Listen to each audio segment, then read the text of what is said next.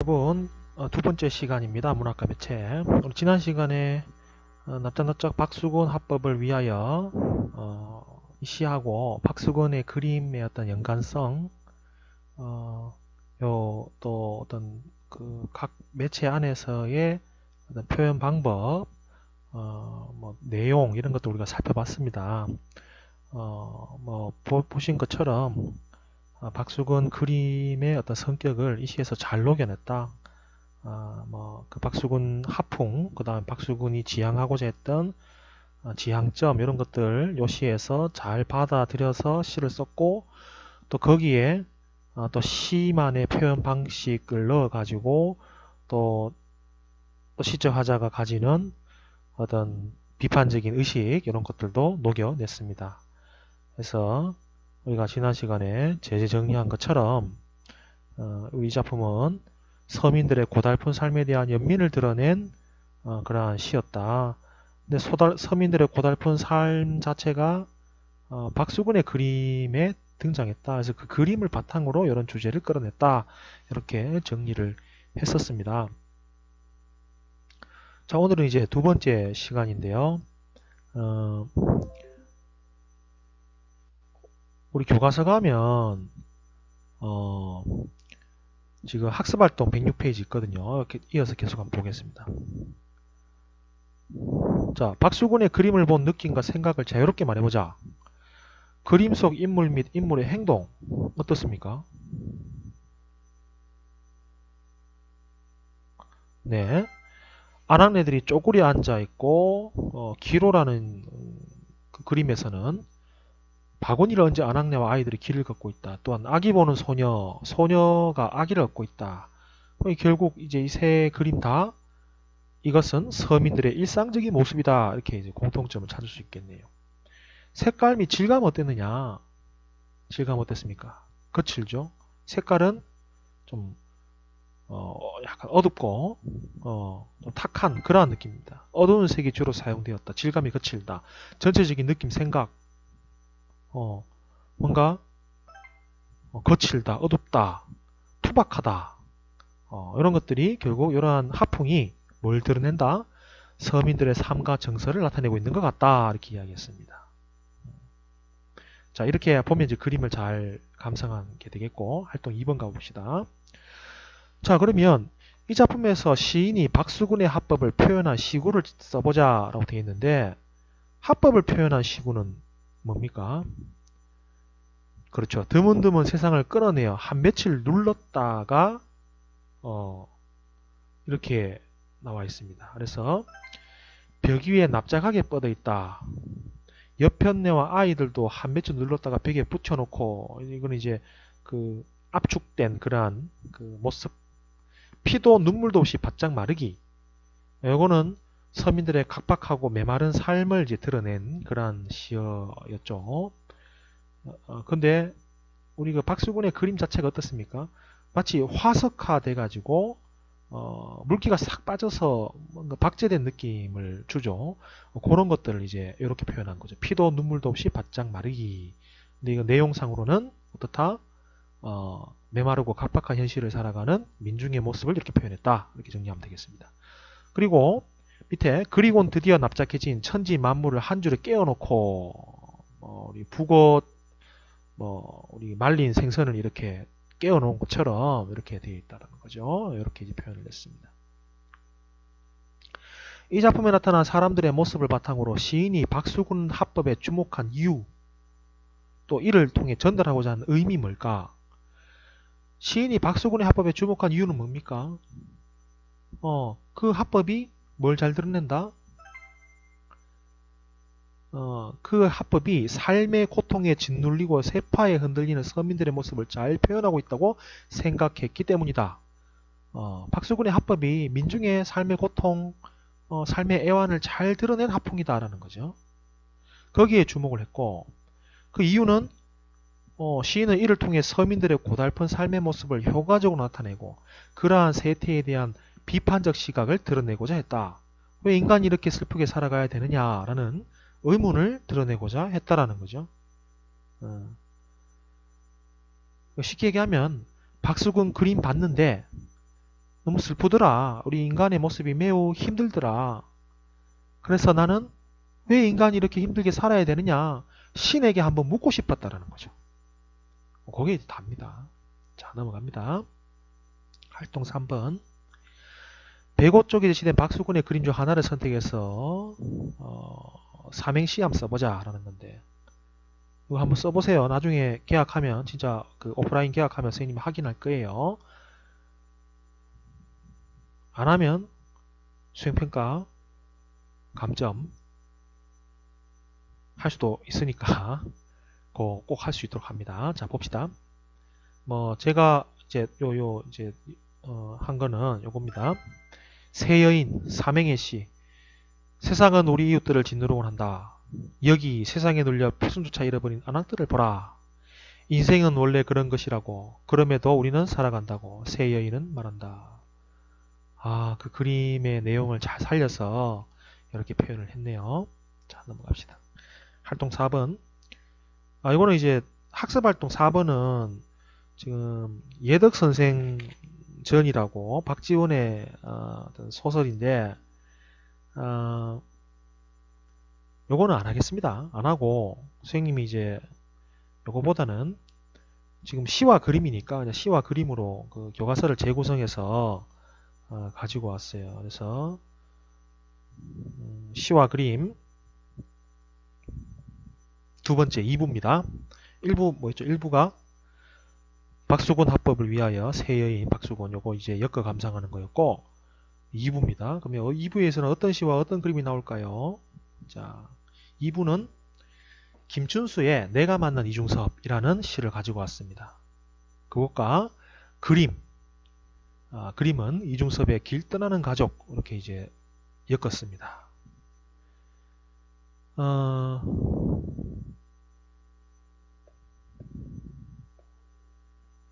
길 떠나는 가족이라는 이중섭의 그림부터 한번 볼까요? 어떤 그림인지. 자, 요 그림인데 어떻습니까? 원초적이다. 원초적입니다. 일단 여기 이제 아이들이겠죠. 아이들은 이제 옷을 발가벗고 있고, 엄마도 이제 이렇게 상의는 좀 발가벗었네요. 뭐 야한 건 아니, 야한 느낌보다는 뭔가 생동감 있는 그러한 모습입니다. 그다음에 달구지에 소가 달구지를 끌고 있고, 이렇게 일가족을 끌고 가고, 여기 누구입니까? 이거는 이제 아빠겠죠. 아빠가 소 딱 지고 이렇게 앞으로 가는 모습입니다. 길 떠나는 가족, 이거 밑에 이거 일본어로 뭐 적혀 있죠? 이거 왜 일본어로 적혀 있을까? 사실 이게 편지입니다. 편지. 자, 일단 이 그림, 편지가 있고 거기 그림이 있다. 길 떠나는 가족. 한 가족이 소 달구지에 꼭 행복한 표정을 지으면서 가장이 이 소를 끌고 있는 그림이다. 자, 그러면 이 그림과 그 시 어떤 연관성이 있을까요? 그거 한번 보겠습니다. 선생님이 이제 이 그림에 대해서 이제 봤는데, 이중섭이 그린 그림인데, 이중섭은 이 그림을 왜 그렸을까요? 그거 한번 보겠습니다. 이중섭의 삶과 사랑.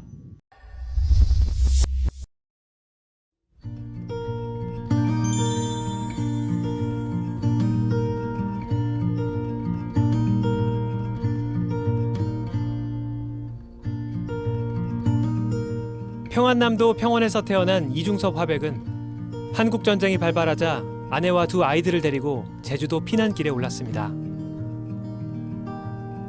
한평 남짓한 방에서 하루하루 끼니를 걱정해야 할 정도로 궁핍했지만 가족과 함께기에 행복했습니다. 이중섭은 일본 유학 시절 후배였던 야마모토 마사코를 만나 사랑에 빠졌고 1945년 결혼했습니다. 그는 아내 마사코에게 따뜻한 남쪽에서 온 덕이 많은 여자라는 뜻으로 남덕이라는 한국 이름을 선물했죠. 두 사람은 서로를 진심으로 아꼈습니다. 하지만 생활고와 영양실조로 아내와 아이들의 건강이 나빠지자 이중섭은 고민 끝에 아내와 아이들을 일본으로 보냅니다.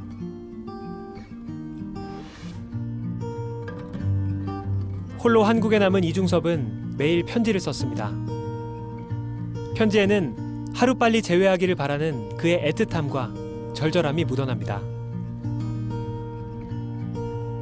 글에 다 담을 수 없는 마음은 귀퉁이에 그림으로 그렸습니다.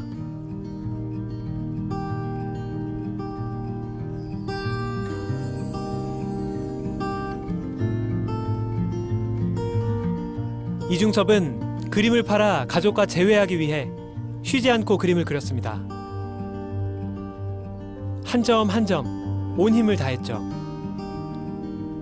이때 그는 소연작과 부부 등 필생의 걸작을 남기게 됩니다.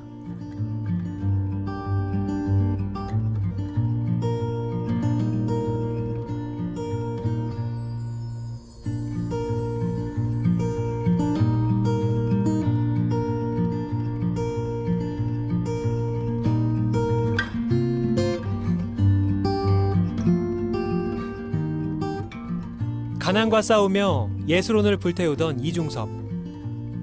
그는 마지막까지 가족과 다시 만날 날을 간절히 기다렸지만 그의 바람은 이루어지지 못했습니다. 영양실조와 간염으로 고통받던 화가 이중섭은 1956년 41살의 나이로 쓸쓸히 숨을 거뒀습니다.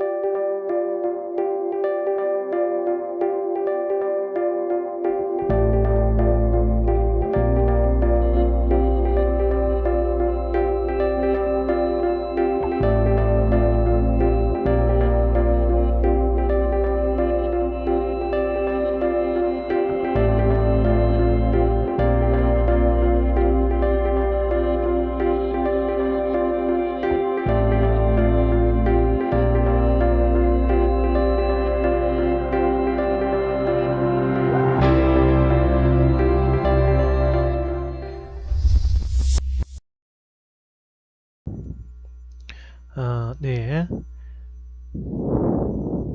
그 이중섭의 삶과 사랑이라는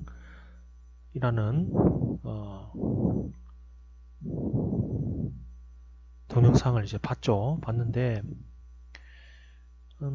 이중섭이 마사코라는 아내를 일본 유학을 갔을 때 만나게 됩니다. 그 첫눈에 사랑에 빠져서 함께 이제 결혼도 하고 다시 그 일본 여자가 우리나라로 와서 함께 이제 살게 되죠. 그런데 이제 6.25 전쟁이 터지고 이중섭 집안이 그 북쪽에 있었는데 좀 잘 살았어요. 그런데 이제 사회주의가 되니까 공산주의 되니까 재산을 좀 빼앗기고 뭐 이렇게 하는 과정에서 뭐 이제 남하를 하게 되죠. 남쪽으로 같이 이제 피난길에 오릅니다. 그 피난길에 오르면서 어떻습니까? 매우 힘들게 거처를 옮기게 이제 됩니다. 그래서 이제 부산도 있었고 제주도도 있었고 그 가운데 이제 삶은 힘들고 팍팍하니까 결국 아내와 두 자식을 일본으로 보내게 됩니다. 그 처가로 보내게 되는 거죠. 처가로 보내고 자신은 이제 부산이나 아니면 제주도에서 일용직 노동자로서 살아가면서 힘들게 이제 그 가운데 그림을 그리면서 살아갑니다. 이중섭 그 화백의 그림의 지금 가치는 매우 높죠. 하지만 그 당시에 그렇게 많은 돈을 벌지 못했어요. 그래서 매우 힘들게 오히려 가난했습니다. 가난하게 살아갔는데 그 일본으로 가기 위해서 이제 그 돈을 배편을 하기 위해서 돈을 벌어도 그 돈이 잘 모이지 않고 그런 상황에서 이제 아내에 대한 자식에 대한 그리움을 이런 식으로 이제 그림을 그려서 편지로 이렇게 그려내는 거죠. 혹시 그 이중섭의 은지야라고 들어봤어요? 그 담배갑에 보면 은색으로 된 그 포장지가 있는데 거기에 이제 그림을 이제 그려서 하는 은지화. 이게 이제 이중섭의 어떤 가난한 삶을 잘 드러내는 그런 또 일환데, 이중섭의 그림 이런 것들을 보면 다 부부로서 이제 자신과 아내가 다시 만나기를 제외하는 그러한 그림. 이 소도 사실은 우리 한국적인 어떤 힘의 상징인데, 가장으로서 역할을 하고 싶은 자신의 이상적인 모습 이런 것들을 그려냈다라고도 또 평가하는 사람들이 있거든요. 그다음에 이제 요 편지와 함께 된 여러 다양한 그림들 이런 것들이 다 예술적 가치가 있는 것들이죠. 가족에 대한 사랑 이런 것들이 매우 동화적으로 잘 드러난 그러한 모습을 보입니다. 자, 그러면 이중섭에 관련된 이야기는 삶에 대해서는 이 정도로 하면 될 것 같고, 자, 그러면 이러한 이중섭의 그림 길떠나는 가족, 그 길떠나는 가족을 다시 보면 이제 의미가 이해가 될 것 같습니다.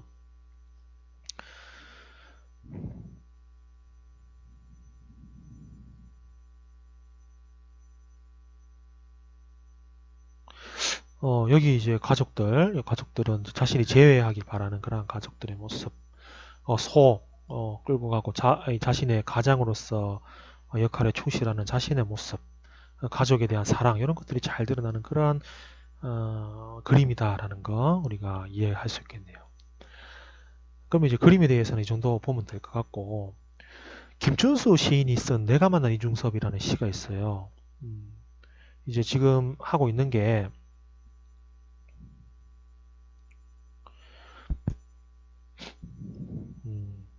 시와 그림이니까 시도 이제 봐야겠죠. 이중섭과 관련된 시입니다. 자, 내가 만난 이중섭, 김춘수. 강복동에서 만난 이중섭은 머리에 파다를 이고 있었다. 동경에서 아내가 온다고 바다보다도 진한 빛깔 속으로 사라지고 있었다. 눈을 씻고 보아도 길 위에 발자국이 보이지 않았다. 한참 뒤에 나는 또 남포동 어느 찻집에서 이중섭을 보았다. 바다가 잘 보이는 창가에 앉아 진한 어둠이 깔린 바다를 그는 한 뼘 한 뼘 지우고 있었다. 동경에서 아내는 오지 않는다고.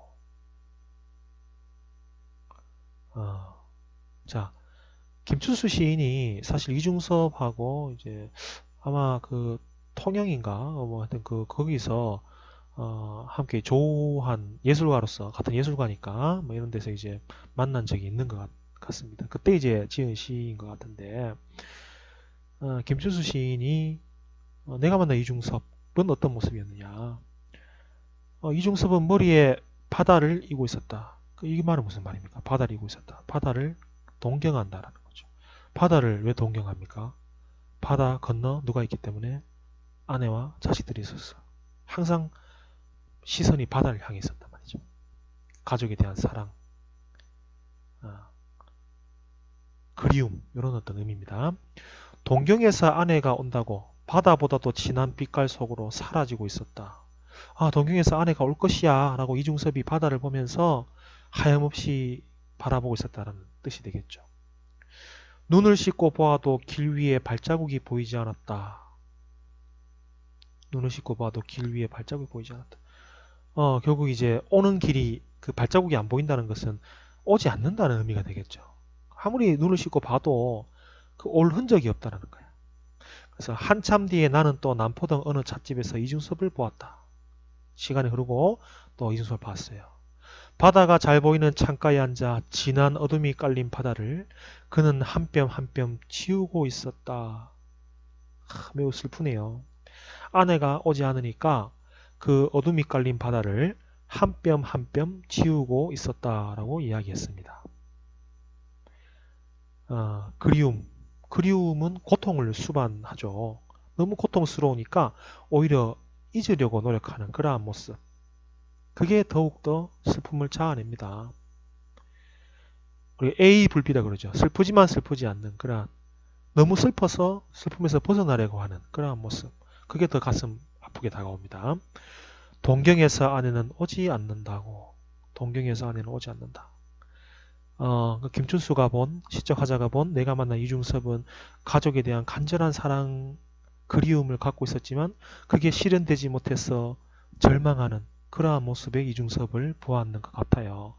아까 이중섭의 그림과 이중섭의 삶 이런 것들이 잘 이해가 되죠. 참 예술가들은 어떻게 이렇게 감정적으로 서로 이렇게 통할 수 있을까요? 여러분도 그 감정을 느꼈으면 좋겠습니다. 넘어가서 자, 시와 그림 엮어 감상하기 한 번 더 했습니다. 이중섭 포라는 김춘수의 시가 있어요. 그러니까 이거는 이제 이중섭의 그림이 있거든요. 달과 까마귀라고 그와 관련된 내용입니다. 달과 까마귀부터 한번 봅시다. 이중섭은 또 어떤 그림을 그렸는지. 이중섭은 이 달과 까마귀라는 그림을 그렸어요. 달이 있고 까마귀가 이제 까악 하면서 이제 갑니다.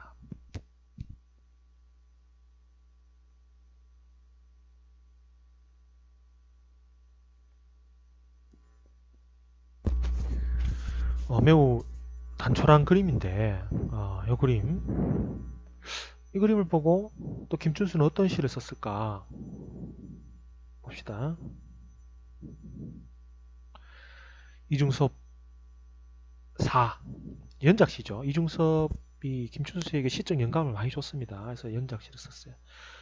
저무는 하늘, 동짓달 설이 묻은 하늘을 아내의 신발 신고 저승으로 가는 까마귀.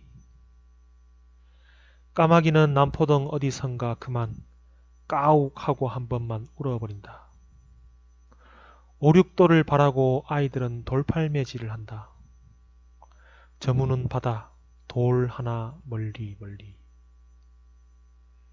자, 금방 그 까마귀 그림이 기억나죠? 우리 그 전기줄 위에 까마귀가 있고 달이 떠 있습니다.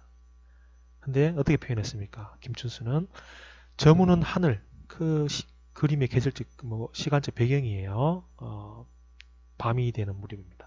동짓달 설이 묻은 하늘을 그 파란 하늘, 동짓달이 보름달이 뜬 그러한 하늘을 아주 그 쓸쓸한 시공간적 배경입니다. 쓸쓸합니다.